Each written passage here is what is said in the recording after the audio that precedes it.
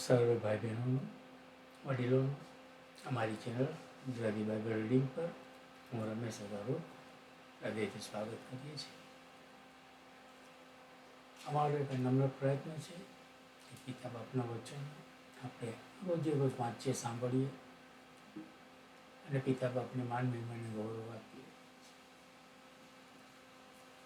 તો અમારા પ્રયત્નને તમે આવકારતા હો તો પ્લીઝ અમારી ચેનલને સબસ્ક્રાઈબ કરો અને પોતાના ગ્રુપ કે મિત્ર વર્તુળમાં શેર પણ અવશ્ય કરો. પિતા પરમેશ્વરનો પુષ્કળ આભાર કે એક આ નવો દિવસ આપણા જીવનમાં આપ્યો અને તે દિવસને આશીર્વાદિત કીધો અને આ સમય, આ ઘડી, આ તક આપણને મળી છે કે આપણે તેમના પવિત્ર પુસ્તક બાઇબલમાંથી તેમના પવિત્ર વચનો, જે જીવંત વચનો છે, તેનું વાંચન કરવા જઈ રહ્યા છે. તો આ વચનો સાંભળનાર સગળા લોકોને માટે પણ મેં પ્રાર્થના કરીએ કે પિતા બાપની આશીષ તેઓ પ્રાપ્ત કરે અને આ વચનોને પણ આશીર્વાદિત કરે બાપ, અને વધુને વધુ લોકો સુધી આનો પ્રચાર પ્રસાર થાય તેવી પણ અમે કૃપા માંગી લઈએ. તો ટૂંકી પ્રાર્થના કરીશું અને આપણે વચનોમાં જઈશું.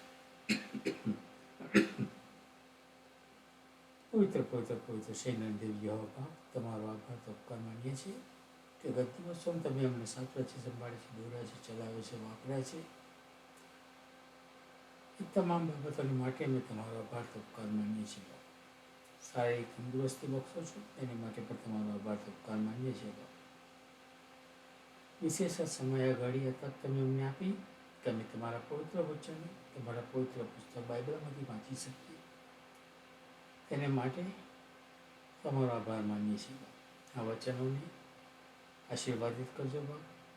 ઘણા લોકો સુધી આ વચનો પહોંચે અને કોઈ એક આત્મા જીતાય અને સ્વર્ગની અંદર હજારો લાખો દૂતો તમારી આગળ હર્ષોલ્લાસ કરે અને હાલેલુયા હાલેલુયાના પ્રકારો કરે એવી કૃપા પણ અમે તમારી પાસે માગી લઈએ છીએ. હવે પછી અમે તમારા હાથોમાં સોંપતા અમારી પ્રાર્થના તમારા પુત્ર ઈસુ મસીહના નામે તમારી સમક્ષ લાવીએ છીએ. સાંભળી તેનો સ્વીકાર કરજો પિતા. આમીન. આમીન.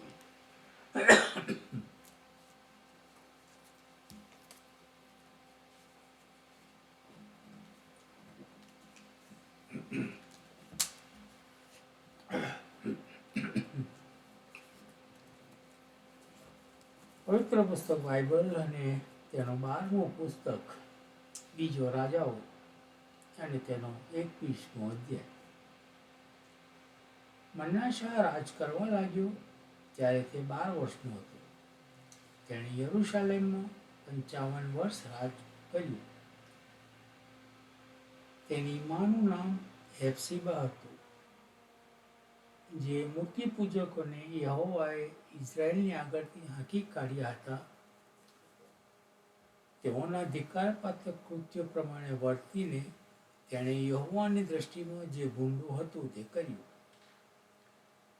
કેમ કે એના પિતા હિજકિયાએ જેવું સ્થાનોનો નાશ કર્યો હતો તે તેણે ફરીથી બાંધ્યા. અને ઇઝરાયલના રાજા આહાબે જેમ કર્યું હતું તેમ તેણે બાલને માટે વિધિઓ ઊભી કરી, અશેરા મૂર્તિ બનાવી ને આખા જ્યોતિ મંડળની ભક્તિ કરી ને તેમની સેવા કરી. તેણે યહોવાનું મંદિર, જે વિશે યહોવાએ કહ્યું હતું, હું યરૂશાલેમમાં મારું નામ રાખીશ, તેમાં વેદીઓ બાંધી. વળી તેણે યહોવાના મંદિરના 2 આંગણામાં આખા જ્યોતિમંડળને માટે વેદીઓ બાંધી. વળી તેણે પોતાના દીકરાને અગ્નિમાં હોમ્યો. તે શકુન મુહૂર્ત પૂછતો, જાદુ કરતો ને ભુવાઓ તથા જાદુગરો સાથે વ્યવહાર રાખતો. તેણે યહોવાની દ્રષ્ટિમાં સર્વ ભૂંડું કરીને તેમને રોષ ચડાવ્યો અને અશેરાની કોતરેલી મૂર્તિ કરાવીને તેણે મંદિરમાં બેસાડી કે જે મંદિર વિશે યહોવાએ દાઉદને તથા તેના દીકરા સુલેમાનને કહ્યું હતું કે આ મંદિર તથા યરૂશાલેમ કે જેને મેં ઇઝરાયલના સર્વ કુળોમાંથી પસંદ કર્યું છે, તેમાં હું મારું નામ સદા રાખીશ.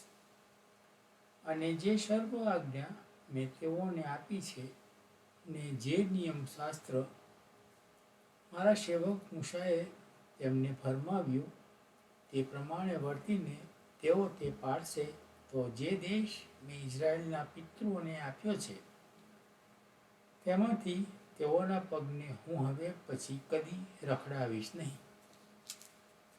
પરંતુ તેઓએ એ ગણકાર્યું નહીં. યહોવાએ જે પ્રજાઓનો ઇઝરાયલની આગળથી નાશ કર્યો હતો, તેઓના કરતાં મનાસાએ વધારે ભૂંડા કામ તેઓની પાસે કરાવ્યા.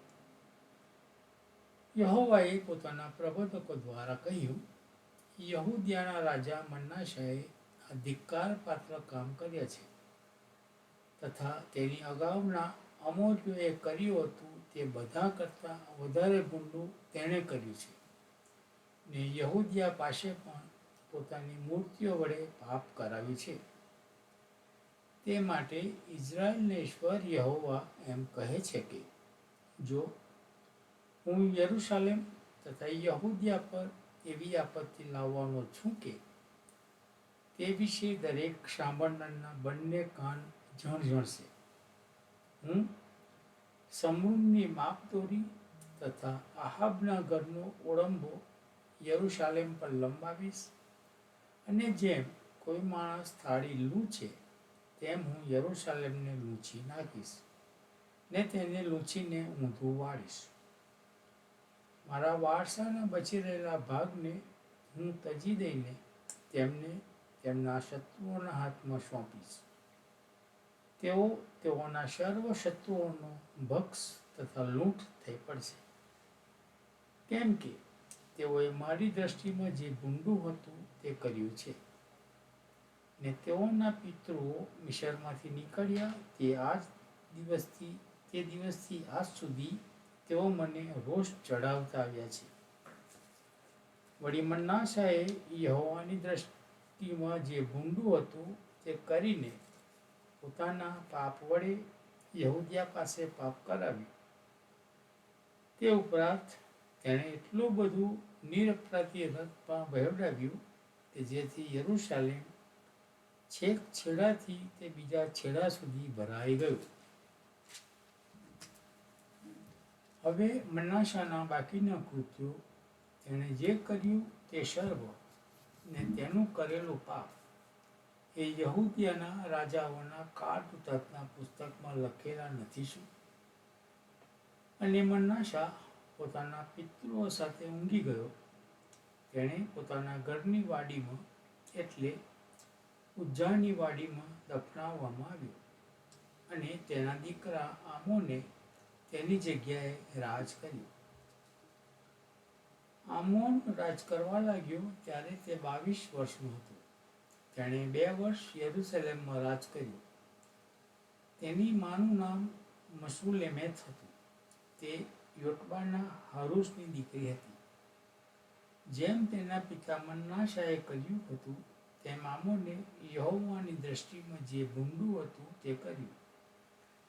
જે માર્ગે તેનો પિતા ચાલ્યો હતો તે સર્વ માર્ગે તે ચાલ્યો, અને જે મૂર્તિઓની સેવા તેનો પિતા કરતો હતો તેઓની સેવા તેણે કરી, ને તેઓની ભક્તિ કરી. તેણે પોતાના પિતૃઓના ઈશ્વર યહોવાનો ત્યાગ કર્યો, ને તે યહોવાના માર્ગમાં ચાલ્યો નહીં. અને આમોનના ચાકરોએ રાજા સામે બંધ કર્યું, ને તેને તેના પોતાના મહેલમાં મારી નાખ્યો. પણ દેશના લોકોએ આમોન રાજા વિરુદ્ધ બંધ કરનાર સર્વને મારી નાખ્યા, અને દેશના લોકોએ તેની જગ્યાએ તેના દીકરા યોશિયાને રાજા ઠરાવ્યો. હવે આમોનના બાકીના કૃત્યો યહૂદિયાના રાજાઓના કાળ વૃત્તાંતના પુસ્તકમાં લખેલા નથી શું? તેને ઉજ્જાની વાડીમાં તેની કબરમાં દફનાવવામાં આવ્યો. તેના દીકરા યોશિયાએ તેની જગ્યાએ રાજ કર્યું.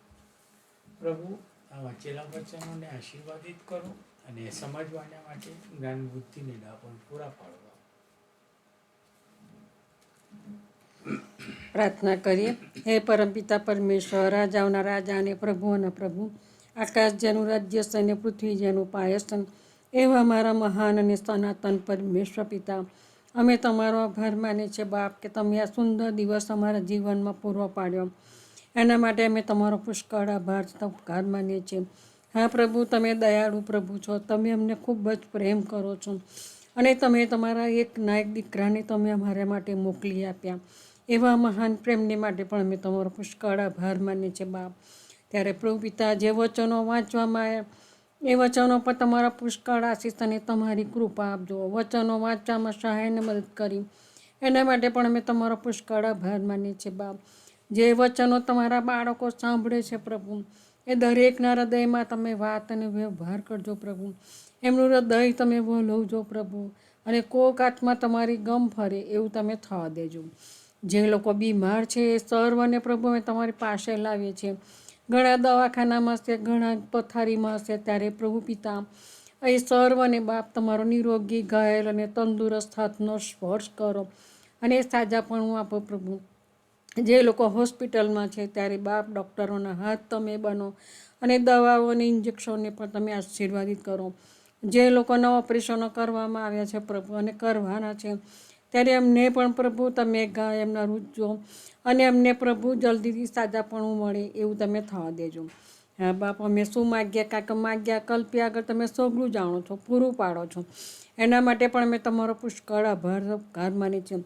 તમારું વચન કે છે, માગો તો મળશે, શોધો તો જળશે ને ઠોકો તો તમારે સારું ઉઘાડવામાં આવશે. ત્યારે બાપ, અમે જ્યારે તમારી પાસે માગીએ છીએ ત્યારે પ્રભુ પિતા તમે સતત અમને પૂરું પાડો છો. હા પ્રભુ પિતા, કાકા તમારું વચન એ કહે છે કે બળવાન થા, હિંમતવાન થા, ગભરાઈશ નહીં. હા પ્રભુ, પણ ઘણીવાર અમે મનુષ્ય પુત્રો છે પ્રભુ, ત્યારે બાપ અમે ઘણીવાર ગભરાઈ જઈએ છીએ, પણ તમે અમારો હાથ પકડો છો અને તમે અમારી સતત અમારી પાસે રહો છો. એના માટે પણ અમે તમારો પુષ્કળ આભાર માનીએ છીએ. ત્યારે અમે તમારા એવા બાળકો માટે માગીએ છીએ પ્રભુ કે જે આજે સતાઈ રહેલા છે. એવા બાળકોને પ્રભુ તમે એમની પડખે રહો પ્રભુ, અને એ લોકોની હિંમતવાન અને બળવાન બનાવો, અને એ લોકો તમારા માર્ગમાંથી ખસી ન જાય, પણ તમારા માર્ગમાં પ્રભુ અડગ રહે એવું તમે થવા દેજો.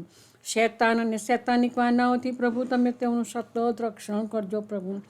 જે લોકો સતાવે છે એમના હૃદયમાં પણ તમે વાત અને વ્યવહાર કરો.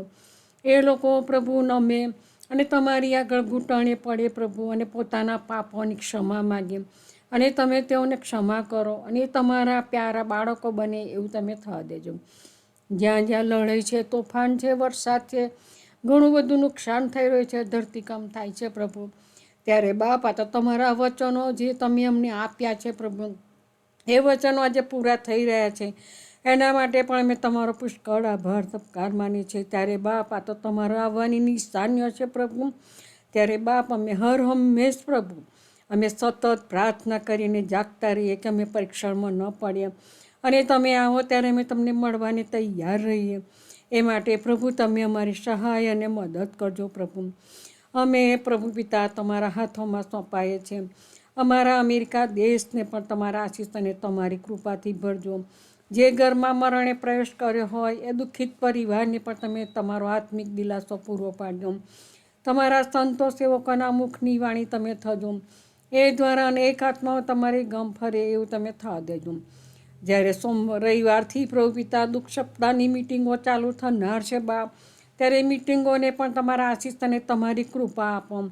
તમારા દૂતોની ફોજ તૈયાર કરો પ્રભુ, અને ચારેય બાજુ પ્રભુ તમે તમારા બાળકોને સાચવો, સંભાળો, તમારી પાંખો તળે સમેટો પ્રભુ.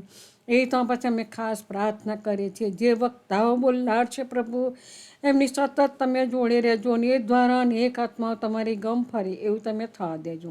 દરેકને તમારા આશીષ અને તમારી કૃપાથી ભરો પ્રભુ. અમે તમારા હાથોમાં સોંપાય છે. અમારા પાપ ગુનાહ પ્રદાની ક્ષમા કરજો. જે કંઈ માગ્યું તમારા વહાલા દીકરા ઈસુ ખ્રિસ્ત નાઝારીના નામથી માગીએ છીએ. સાંભળો અને સ્વીકાર કરજો બાપ. આમીન. આમીન. આમીન.